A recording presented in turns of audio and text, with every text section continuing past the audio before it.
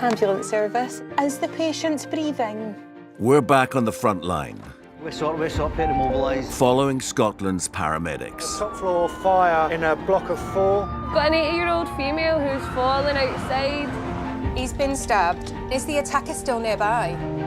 I need you to say the word now every time her chest rises. Every day, they save lives. Hi there. We're the first people that people see when life can get quite desperate. You're okay, you're not going to fall. You sure? 100%. And every day, they face new challenges. Oh, they were going in with shields. We're expected to dip into everything, mental health, trauma, medical.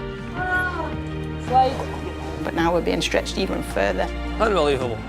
Listen, I can understand you without swearing. I laugh in the face of danger. Sometimes you're seeing people at their absolute worst. You're fine, you're fine. Listen, you're in safe hands now, all right? At the end of every shift, I can go home knowing that I've made a bit of a difference.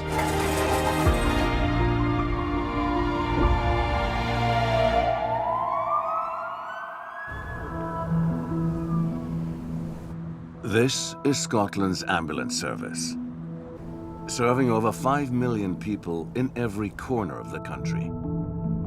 This time, we're with crews in Peterhead, Hawick, and Oban.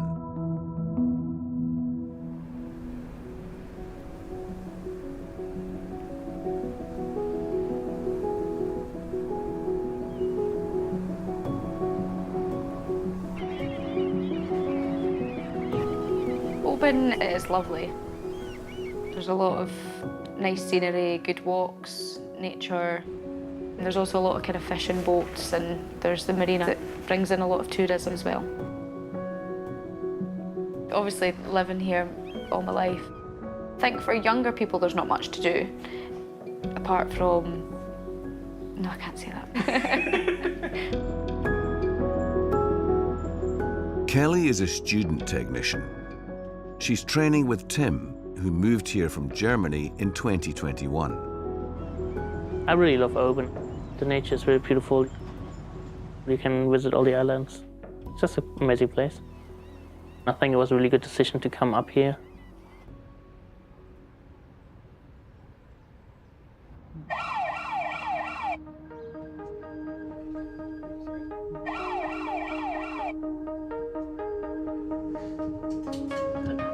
Net call.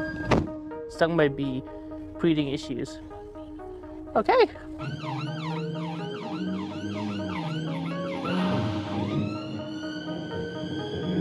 It's not too far away. Today, the crew are responding to a call from a woman in a life-threatening condition. She's gone into anaphylactic shock after being stung by a bee. Anaphylactic shock is like an overreaction to this bee sting. The blood pressure drops, the heart rate rises, and the person will, if not treated, unfortunately die on the consequences of the shock. Okay, 250 meters. So I guess it's a house there. Oh, hello! Coming! Oh, 'cause look. Yeah. That was a good scream. Luckily, you had the window open. Please fasten your seatbelt.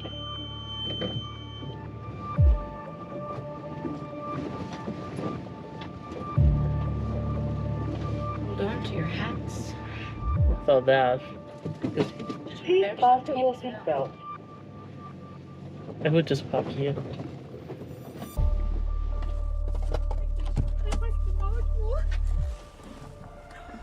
We're just going to grab some stuff and then we'll come in. We'll just be a wee second, okay? Don't worry. You get the oxygen. She got stung by a bee. Yeah. How long ago was that? Half an hour ago, I think. Half an hour ago, okay. Just keep big breaths. In and out. In and out. She was really lucky that her husband came home, because when it happened, she was on her own. She was lucky we were quite quick with her and could start the treatment because she was already quite serious ill. The 1 in 1,000? In Yes. and out. Okay. My colleague makes some adrenaline for you. I will give you some oxygen, okay? Yep. You just follow the instruction of your husband. Yep. Pop that on. When I approached, I did my first assessment on the patient, and she didn't have a radial pulse already, and she was really pale. Right. I put that on. I'll just hold it. Can you just lean forward your head for a second? Yep. Okay, perfect. Okay. Right. filling Her partner was in mountain rescue, which came in quite handy to keep her calm in the situation. He was really professional, know what to do. Just lie against me. Right, still keep your big breaths going. Anaphylaxis is a time-critical emergency. The first most important was to give her oxygen because she had a swelling in her face and around her tongue, so getting sure she get enough oxygen. How much, Tim? Half a milliliter, please. Big breaths, all the way out as well as in. Is that out your water or does she lose some urine? Yeah, she was too hot, so Okay. we splashed it. And then the next step is just adrenaline. The only effective medication for anaphylaxis, really. In and all the way out. The adrenaline should quickly reduce Fiona's swelling and open her airways. She needs it urgently. All right, good, good, good. Scratch. Yeah, No blood. going. And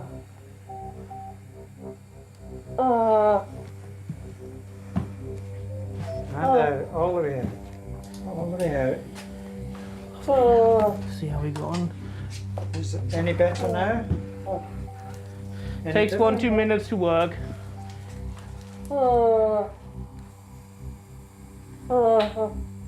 Keep going. Go on, you got to work.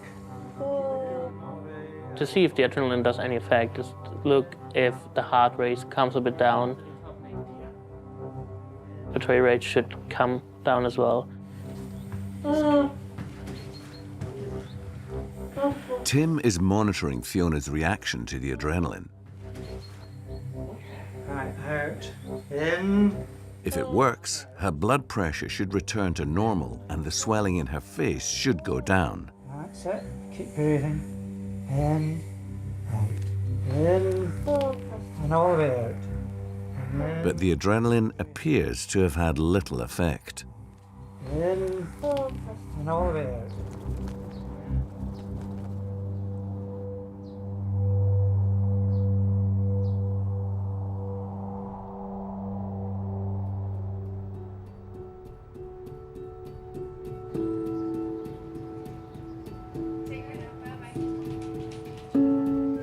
Ambulance services, patient breathing? Perfect, thank you. Okay, so tell me exactly what's happened. Tell me exactly what's happened.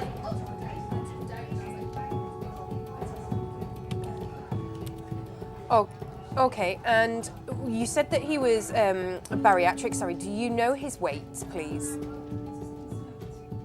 That's fine. Roxanne is taking a call about a patient who has been found unresponsive in bed. He's described as bariatric, meaning he may need extra help to be moved. When somebody weighs over a certain weight, it becomes problematic because one person alone is unable to move that patient and be able to follow all of our instructions. So it can make things a bit more challenging for both us and the patient and the caller. Okay, so help has been arranged for you, caller. Okay. This isn't delaying any help, but we do need to do this before the ambulance arrives, okay? We need to check his breathing together to make sure that it's okay. Sorry, could you just ask her to stop trying to wake him at the moment, just while we check his breathing? Okay, so watch him closely and tell me every time you see his chest rising, and I'll tell you when to stop, okay? The breathing diagnostic is there to be used for us to determine just how well the patient is breathing. Is it effective breathing? Is it too slow for the patient? Is it too fast for the patient? All we do is we ask the caller to tell us every single time the patient takes a breath, and then the system will determine our next move. Do we need to begin CPR? Okay, so I need you to watch his chest, okay? And just every time you see the chest rising, say now to me. It's not rising at all. Right, okay. So if there is a defibrillator available, I need someone to get it now and tell me when you have it. Okay.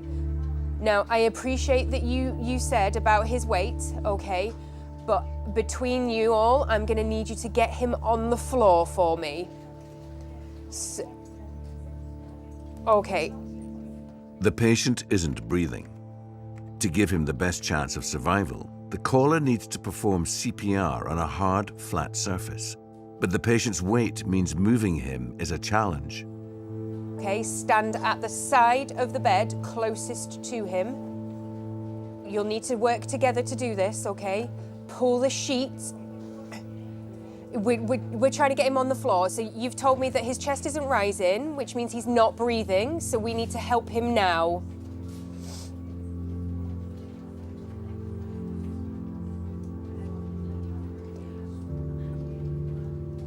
Okay. Okay, caller, I need you to listen to me a minute, okay? You need to not worry about the fall, okay? The patient is not breathing, so we need to help him now. And in order to do that, we need to get him on the floor. I appreciate you said you can't do that, but I need you to try and lift the sheet like I've explained and slide him off the bed onto the floor. There's no grey area with CPR, it's very black and white, and a lot of people are concerned for the patient, or what if I hurt them? The patient's not breathing, so we need to not worry about the fall, we need to get them on the floor and we need to help them to breathe. With Roxanne's guidance, the caller is able to slide the patient onto the floor. Okay, and is he flat on his back?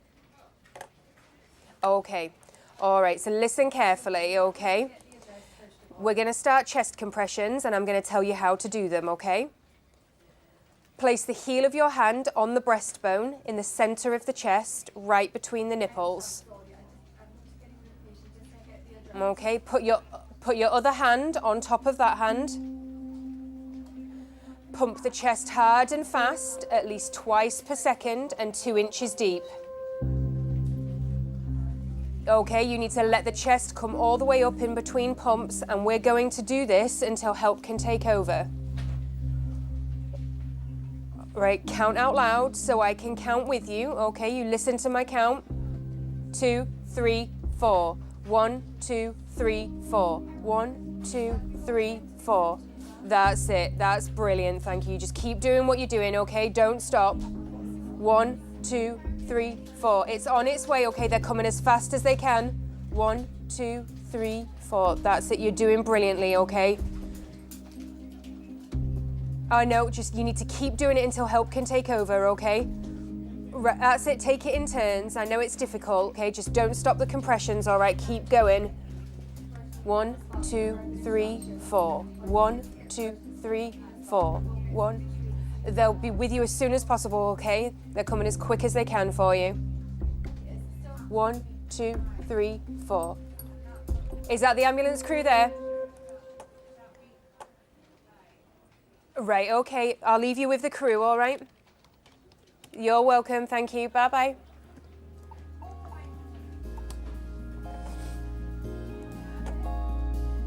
It can be really tough. There's a lot of emotion on those calls. So it can be really tough trying to stay in control. It's not nice because I know it's not easy in that situation. I know you're panicked. I know you don't want to hurt the patient, but the patient's not breathing. We need to get him on the floor and we need to help him, and we need to help him now. He listened to me. I was firm and he heard me. He did what was asked. Potentially, possibly saved his life. Maybe not.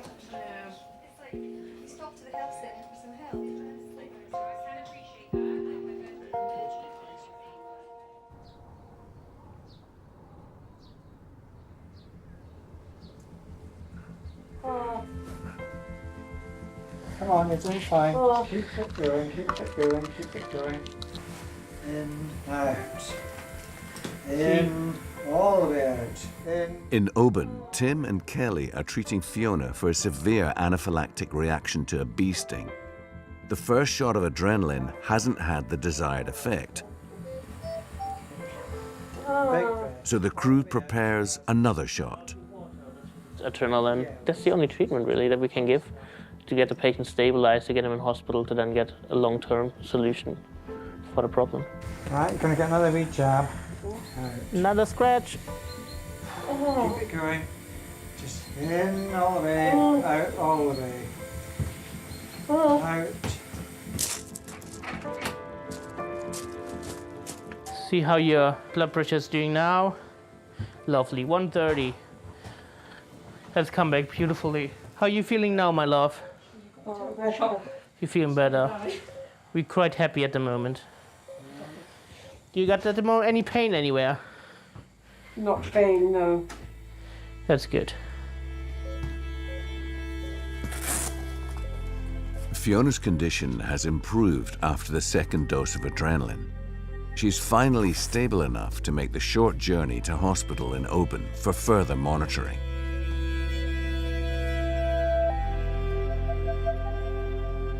What happened, my love? She's just shivery. Shivery. Yeah. That's a normal reaction, okay? You will feel a bit peculiar. You might get hot, you might get cold, you might get dizzy, If you just take the oxygen. but you're in the best place, Fiona. Okay, if you could take the oxygen. Yep. Yeah, that's all right. I knew that was coming.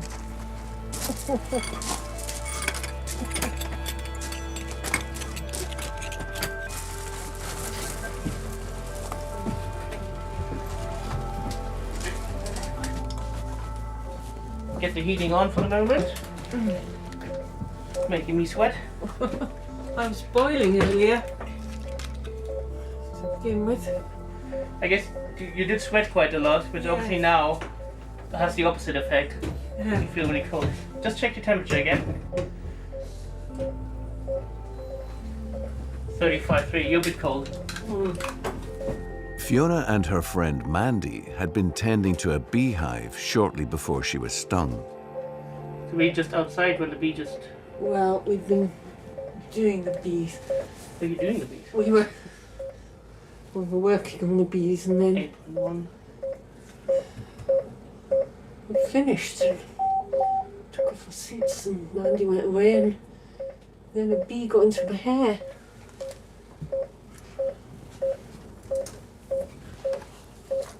Do you just try to get it out or... Yeah, well, I tried to I thought, yeah. I mean, squash it. Hey. Yeah, I don't have a signal. Okay. We just go down the road.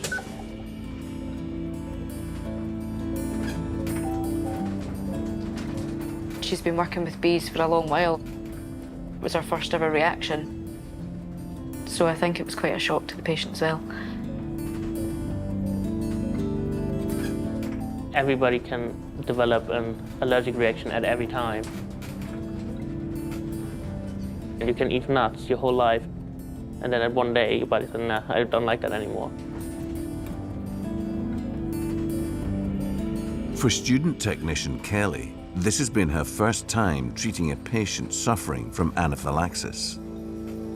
It is kind of what it says in the textbook, but everything happened a lot faster than I anticipated. So I didn't expect everything to move as quickly, and I didn't realise that you had to get the adrenaline into them as quick as you did. So you said you have bees. Yeah. You need to be especially careful now. Yeah, I have to have Once in reaction. I know, I'm a bit worried about that. I have to have an EpiPen. Yeah. An EpiPen or less bees? Or Well, both? no bees, I think.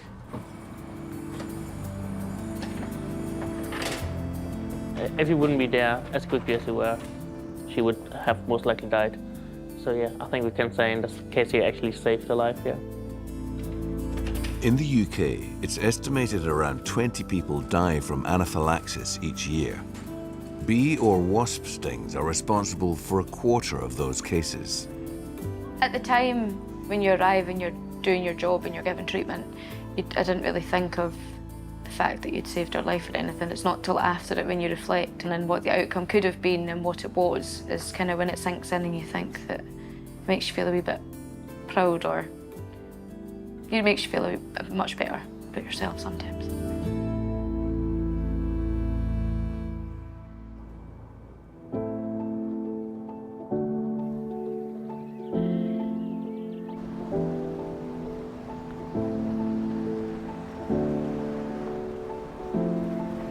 In the borders, crewmates Gregor and Colin are mentoring a student, Maya. I don't know where the wind's gone. I'll stand behind you. All right, you ready? Right. Letting the apprentice do the work. Aye, that's it. I wasn't really sure what I wanted to do when I left school. I knew that I wanted to help people. I didn't quite enjoy sort of being in one place all the time, so I thought, where could I go? What could I do? Sorry, I'm moving.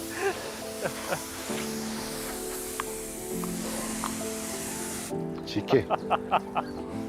I've been surrounded by emergency services, with my mum being in the ambulance service and my dad's a firefighter as well, so I've just been nudged in that direction quite naturally, I think. Certainly an important skill. Absolutely, yes. Part of the job infection as well, control, cleaning. You signed off that in your portfolio. Yeah, go ahead, over. Yeah, this is Tom. Good morning to you. First job of the day, I'm a call for a 57-year-old lady that's having difficulty in breathing and chest pain. That's fine, thank you very much for that. Where are we going? 57-year-old female with chest pain, difficulty breathing. If that's okay, go. It's Maya's third week out with the ambulance crew. 999 road activated. Right. Getting through as an amber call. It's been quite heavy theory content for the first semester, and I think going out on placement has sort of put all that into perspective. I don't think there's quite a substitute for learning on the job. Well, 57, reasonably young, yeah? Aye, pretty young for chest pain, aye. Cardiac. Chest pain is probably one of our most common presentations in patients that we go to. It's not always a heart attack. Often it can be angina, but if left untreated and it progresses, then it can turn into a heart attack.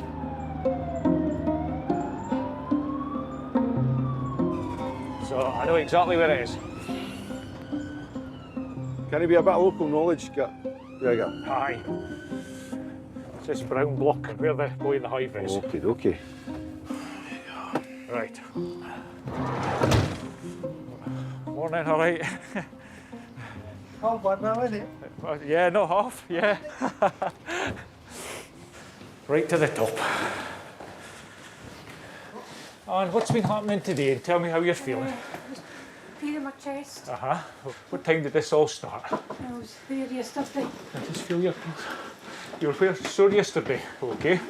Has it been there since yesterday? And have you done anything for this? Have you taken anything? And the guy told us to take some aspirin, which I have. Have you taken, yeah, how many of them did you take? 4. 4, and that's just before we arrived, eh?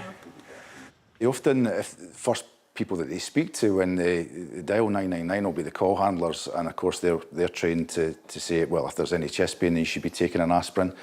If there is a clot somewhere, if they're having a heart attack, there'll be a clot in the heart, so that aspirin can help to stop that clotting. Have you got any previous kind of cardiac history or anything? Do you mind if we do a few little checks, see where we are, all right? No, I'm just going to put these in your arms, okay? Nice and warm, we're attacking you from all sides. Yeah. You just got to stick this over the top of your jumper. Okay. Can I ask you a wee bit about this pain? Can you describe how it feels at the moment? Is it like, what I want to say, is it a constant pain or is it a sharp pain? No, it's not sharp, it's quite dull. Dull? Right. Right. Okay. Aye. If you take a deep breath, is that anything change at all regarding the pain? It's a little bit sore when I breathe in. Okay, yeah, okay. Okay. I'll stop that breathing, okay? These are all normal checks, Anne, okay? Yeah. We're just checking all angles. The crew must determine whether Anne's chest pain is actually a serious problem with her heart. Just turn this hand over. Now, I'm just going to get a little bit of blood for this finger here, all right? Plenty of oxygen in, all right? It's 100% oxygen, so... Yeah, good. Yeah? See this pain at the moment, you could give it a score out of 10. 8 or 9, so that's quite high, yeah.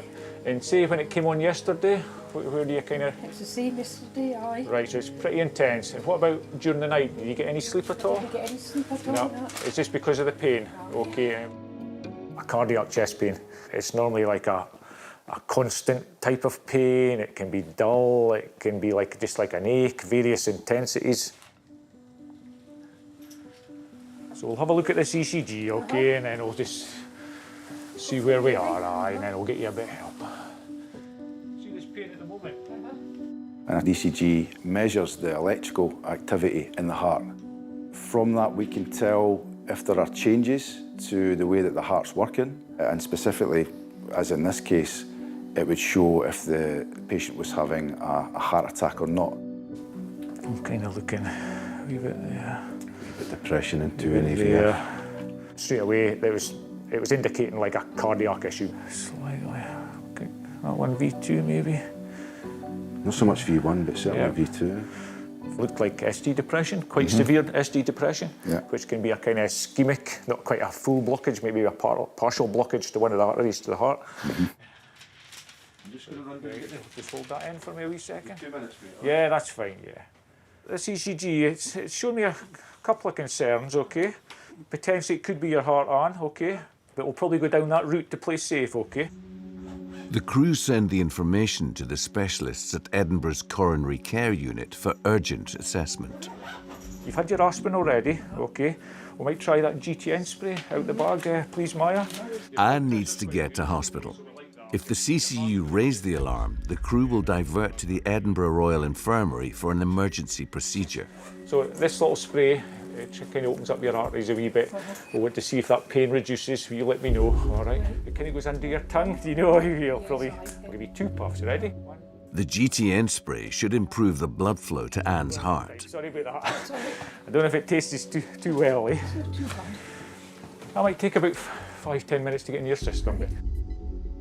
A fine day for a wee job at the hospital, though, eh? Beautiful, the day. Aye, oh aye. It's fresh at their mind. We'll double check that number. Obviously, you can't take any risks with chest pain. I'd say 99% of the time you take a chest pain into hospital. Yeah. We'll get you squared up. Ready? Okay.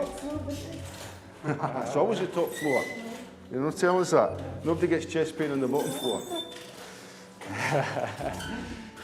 Now, I'm going to put the seatbelt around you first so you can't escape. You a bit worried, Dan? Not be worried, eh? All right, okay. All right. No, you're okay.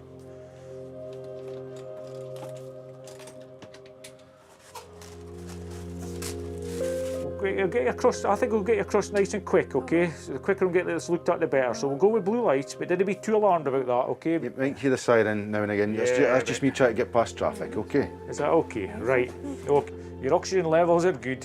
Are you warm enough? We can put the heaters on if you're... No, I'm all right. No, you're all right. There we go. Seeing the abnormal ECG, it wasn't scary, but it was like, it was an oh, like we're going to have to do something here moment.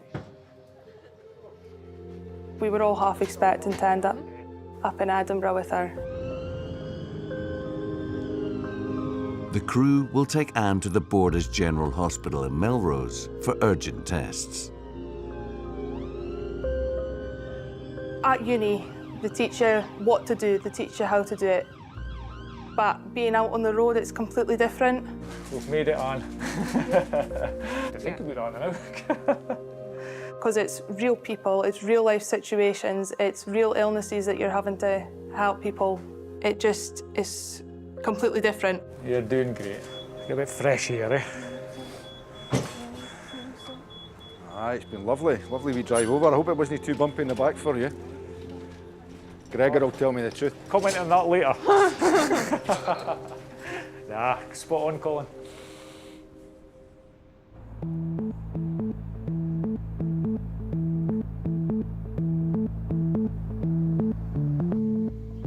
Is the patient okay? Is he awake? Okay, tell me exactly what's happened. He's been there. Is he awake? It's not. Chloe is answering a call about a young man who has been in a fight. He is slipping in and out of consciousness. Right, just try and take a deep breath for me. Is he conscious at the moment? Is he conscious at the moment? When it is a chaotic scene, it is really important that we try and manage the scene as well and what's kind of going on. So it does make it that a lot more difficult.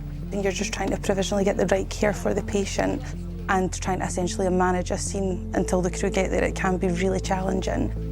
OK, so tell me exactly what has happened. The information that we'd been provided with to start with is that he was unconscious and that he was bleeding from the mouth. Nobody kind of was forthcoming on how he actually ended up unconscious and how the bleeding started. Right, so is he still unconscious?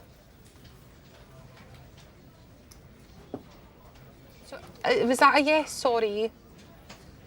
OK. Going through some more initial questions, you could hear someone shouting in the background that he'd actually been assaulted.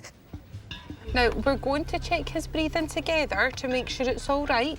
So when I say the word go, I need you to watch him closely and say the word now every time his chest rises. In the background, someone is demanding an ambulance be sent. Right, you need to listen to me, OK? Can you just advise whoever's there that they are coming as quickly as they can, OK? They are coming as quickly as they can, but this is going to help him until the ambulance crew get there. Most assault calls, they can be very panicked, and when you're getting rushed, you tend to hear people rushing you in the background, telling you to hurry up and get the ambulance there. You just have to switch that off though. So what I tend to do is I just try and ignore everything, any kind of negativity that's going on in the background, and just focus solely on the caller, to what the caller's saying. Right, we're going to need to do it. Right, it's really important that we do this because this is going to determine whether we start chest compressions on him. So I need you to really concentrate and I'll tell you when to stop. Can you just say the word now every time you see him taking a breath? Are you ready? Next one. Next one. Next one. Next one.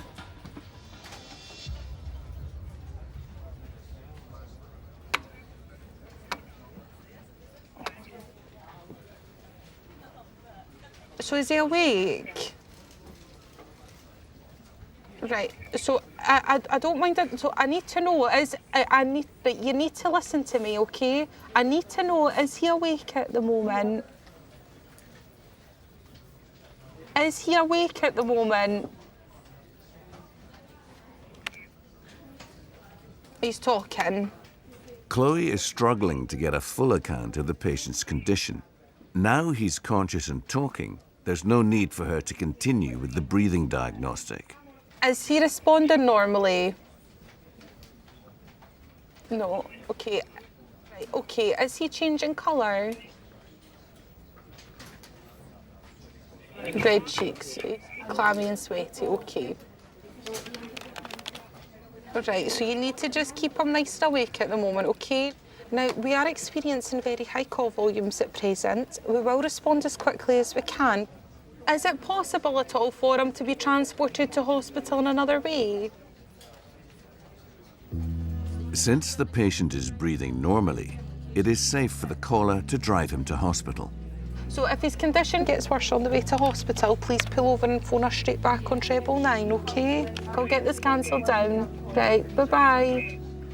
They were transporting him to hospital. They didn't want to wait on anyone coming, and they kind of they get a bit stressed when you're telling them to do like the breathing tool and things like that. People get a bit stressed because they think it delays the help for them, but it's not delaying any help for them at all. In actual fact, it's helping until the ambulance crews get there. So, but he's going to hospital with his mum, so.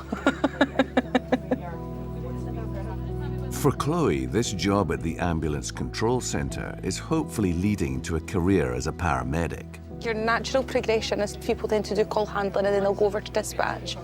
And then eventually they'll go out on the roads, maybe start off as technicians or go straight to university and apply for the paramedics.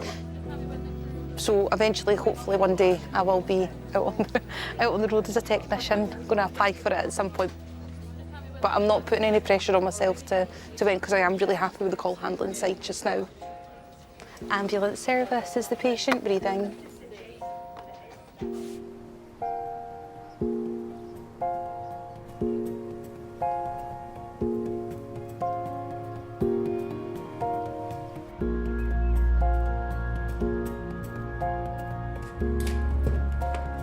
bumped his head on the table. Okay. What's he done? Hit his head and bumped his eyebrow. Heather and Susan are responding to a call about a 4-year-old boy with a head injury.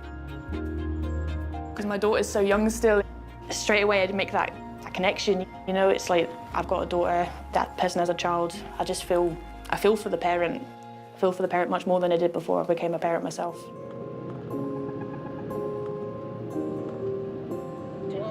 Oh no, it's not. It's fine. No, that's south, is it? That's like near the chimney, isn't it? That's on the way to Edinburgh. No, it's not. It's further down than that. Children, when we get them as patients, can be a concern.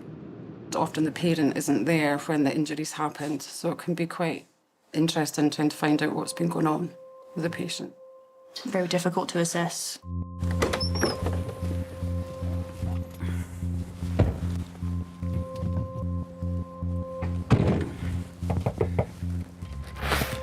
Hello.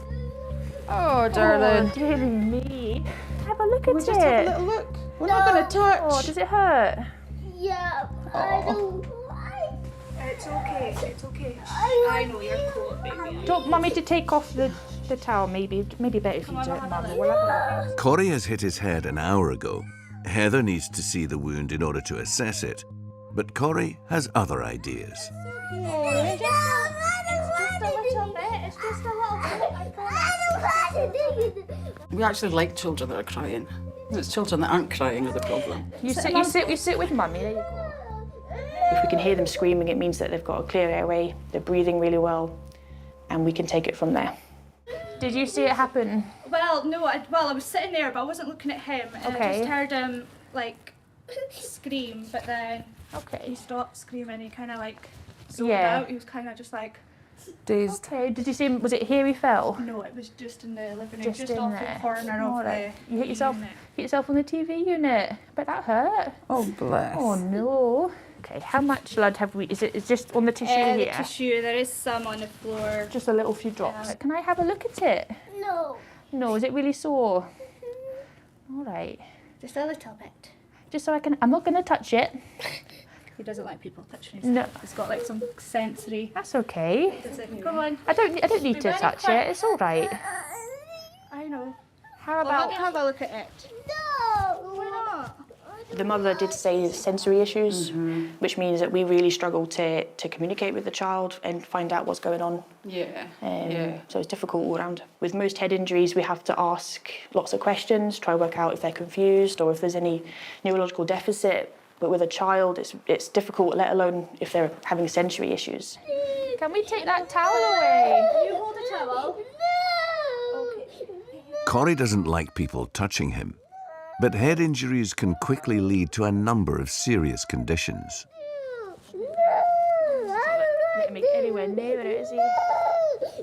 Would you be better if you went in there, just you two for a minute? Maybe? Is it all of us being here, maybe? If we just get himself upset. Shame. The crew need to examine his wound to see if he needs an emergency transfer to hospital. Just even get some Calpol in him, eh? And do you like medicine? Yum. Can you do it yourself, or do you need me to help? No. No, You want Mummy to do it? Mummy will do it then.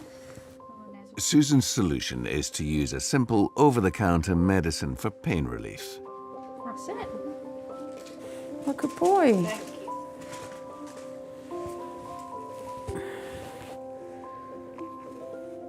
I'm gonna try have another look at it. Right, If he'll let me. Yeah, right, quickly, just have a look. Just a quick look. Oh, well done. That's it. I'm not gonna touch it. It's all right. This is just a little light. You're doing so well. Just having a quick look. Oh dear. I'm sorry, darling. This is not what you want, is it? No. Okay. Yeah. It's a very minor cut. I think it will be fine. It will be fine. Yeah. Are you happy to come with us to Peterhead maybe to see if they'll have a look at it? Your head. We're going upstairs. This child had just a small cut to his eyebrow. He hadn't been knocked out, wasn't unconscious, alert and orientated throughout, so Although we didn't get all observations on we wanted, we were quite happy that he was a good colour, he was breathing well. Just make sure that you get seen by a nurse or doctor for further care. I'm going to take the stuff out though. Cheers, I'll go and make the circle. Okay, cook. We didn't want to unsettle him further because we had now got him quite stable and he stopped crying and screaming at us, so we just suggested that Mum could take him instead of us. No, that's okay. Or would you like to go in an ambulance? Nowhere. Nowhere. No, I'll take him. Yeah, you sure? So that worked really well, and he's obviously a lot more comfortable with his mum and just wanted the two crazy ladies out the door, didn't he? Yeah, just wanted rid of us. All right, Corey. Yes, you're welcome. See you later. Bye-bye. Some children are quite happy to come over to us and get things done. They watch TV programmes and they're quite happy to use a stethoscope, aren't they? Depends on what age. Was he speaking to you now? Cute. Poor little toot. Right. See if I can get turned. I'll let you just get turned first. Susan came to the ambulance service after a few different careers. I was a sport worker, and previous to that, my family had 2 hotels, so I used to help run the hotels. This job isn't much different to the hotel, to be fair. Still picking people off the street. Yes. I've always been interested in emergency medicine. I've come from a medical background in my family, so I've always been interested in this line of work. I love dealing with people. I love seeing them get better. You were just a baby when you came? I was 19 when I joined the job. You couldn't understand the locals. Still can't sometimes.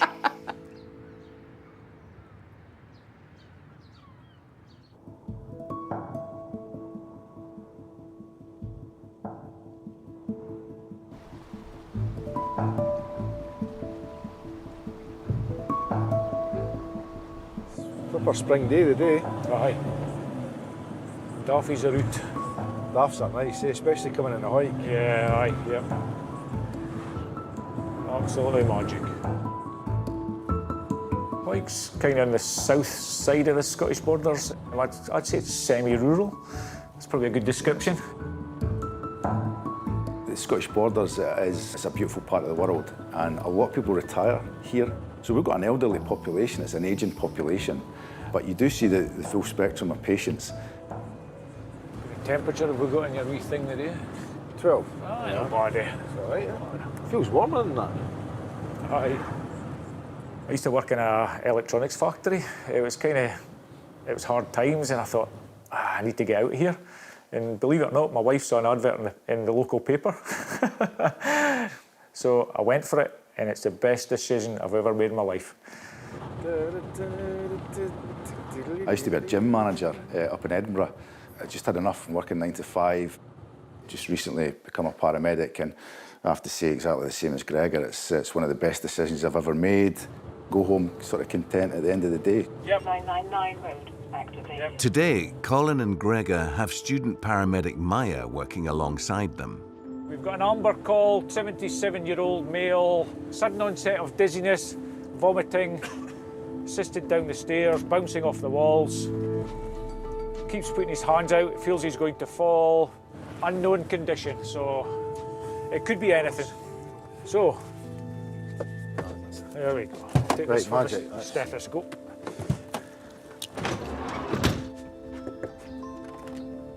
Hello, it's ambulance. Is this the right place? It is. Hello, Gordon. Tell me what's happening. Tell us how you're I was feeling. out last week. I got a karma club, local karma club, and I was out. And I come here and Yeah. I was fine, but I come here in my bed and I felt a wee bit dizzy, but Yep. no bad like. Okay. I felt like I was sick, Yep. and I just went to bed and was fine. And, Aye. Okay. But got up this morning and I woke in early.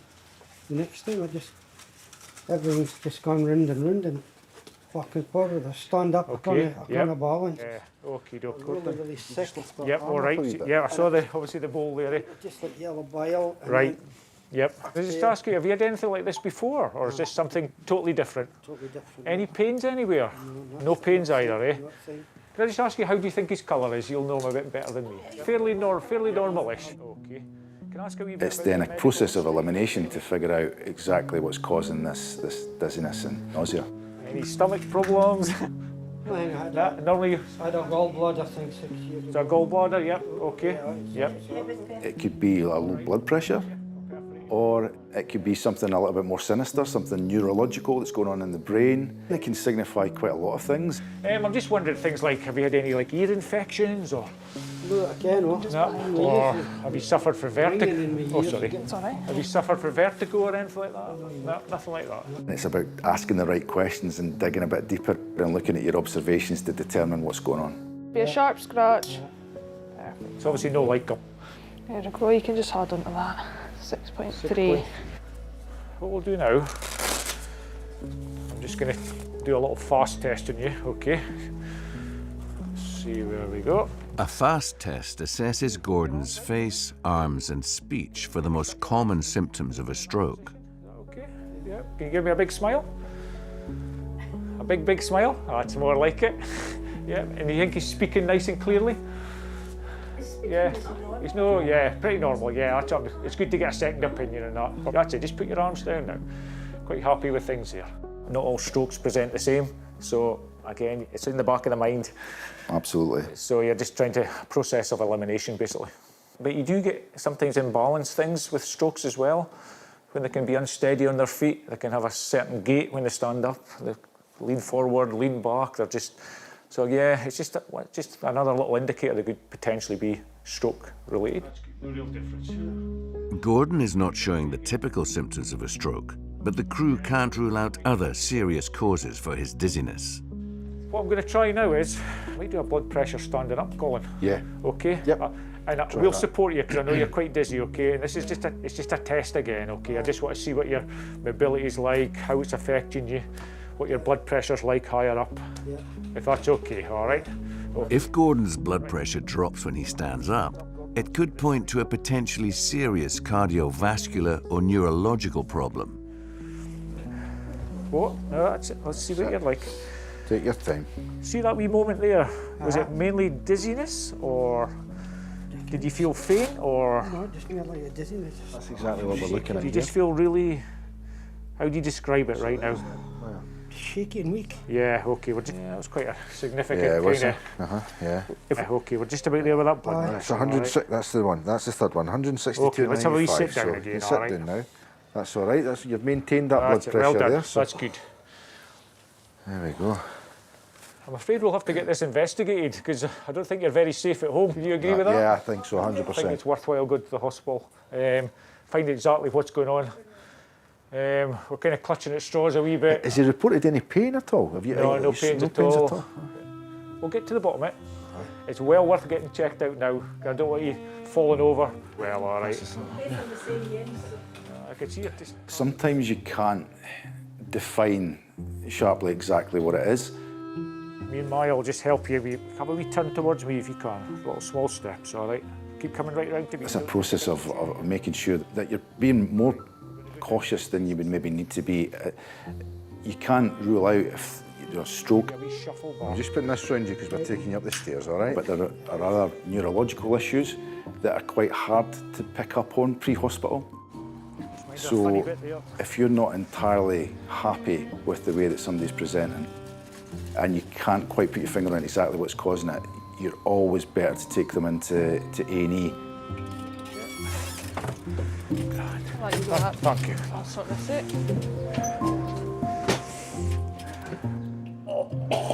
That's it. Could I just get a bit of tissue? That's good. Go. Well done, Nate. Good lad. That's it. Well done. Well done. Got a tissue for you in a second, all right? Take a minute. Take a minute. That's it.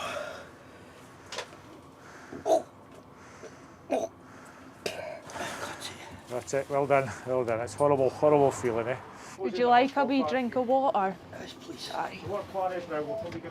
Just a little sip, so not too much, okay? So, we'll take it nice and easy across the road, all right? If you feel like shutting your eyes, please just go how you feel. Maya and myself will be in the back here with you, all right? Wait, and we'll go nice and easy, Gordon, okay? Yeah, okay. You good to go, Gregor? Yes, thank you. Yeah, okay.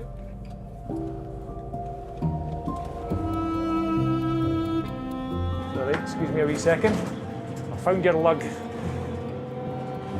There, 36.1. So it's fairly similar to before, eh? Working with Colin and Gregor, I've felt very lucky. They've both got lots of different approaches to the way that they handle their patients, to the way that they speak to the patients, and sort of how they go about their treatment. Settle things, all that movement, hopefully. They've been totally keen just to help me improve. They've been anything that I wanted to practice, they've been totally all over it. They've been great, they've been brilliant. Okay, there we bump, mate. There we go. There we are. We just let her in.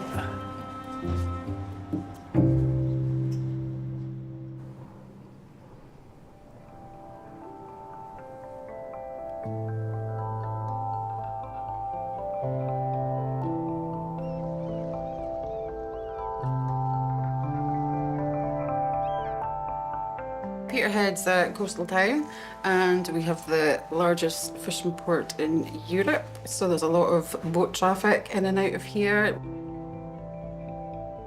We do get a lot of wild swimming up around here on the coast. And you get that all year round. If you do it when it's bad weather, if you're not prepared, I suppose, for the cold, a lot of people aren't prepared for how cold it is, so they don't realise they're actually getting hypothermic before it's too late. They get tired very easily if they're not fit enough to go swimming. So someone's in the water, police don't know if they're deceased or not. Sounds like they might be if they don't know. The police are en route though. En route, but not on scene? No, no one's on scene. But someone's seen someone in the water, unknown. It's a very difficult job to deal with generally. But when they're in the water still, it's very difficult just to get to the person to begin with, because we don't have the equipment in a normal ambulance to just go into the water. 999 road activated. Doesn't sound good. No, it doesn't. The call has come in from Fraserburgh, 20 miles up the coast. The Coast Guard will meet us at the rendezvous The Coast Guard point. are coming too? Yeah. So SORT's going? Yeah, SORT's been tasked and the water rescue have been tasked. But SORT's going to be an hour maybe? Yeah, they will be. That'll be a while. SORT 0130 on top. SORT are the Special Operations Response Team. They tackle major and dangerous incidents. Would you mind double checking hypothermia on the GL calc for me? The human body can survive 6 minutes, I believe, without oxygen. So if you're submerged for more than 6 minutes, you're already having brain tissue die, already getting lots and lots of issues from that. Because we had no information of if they're in the water or how long they've been there, we just had to prepare for they've been there a long time, or if not, then we had to actually try help them as best we can. Okay, just to make you all clear, we have updated the locus that we have from the police, resending it to you. The police advise the body is on the rocks near to the above address, and that the access is easier for you getting fitting for their officers. So it's just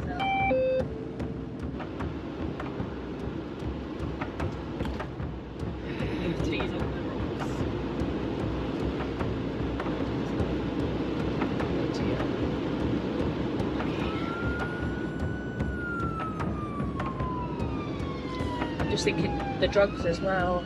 I can't give atropine, I believe, for hypothermia. Would you mind double checking that for me? But from then we started just double checking medicines that we can and can't give to a drowning hypothermic patient. We're prepared for the worst. Yeah, hope for the best. Yep. And double check the adrenaline as well. I'm just thinking, it doesn't sound like we will be resuscitating him, but if we are, then I just need to know.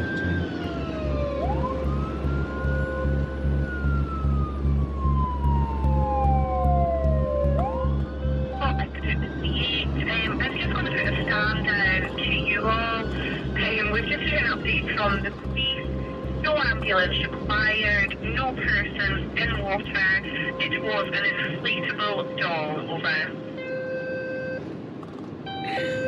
Your feet returned to the normal top roof, over.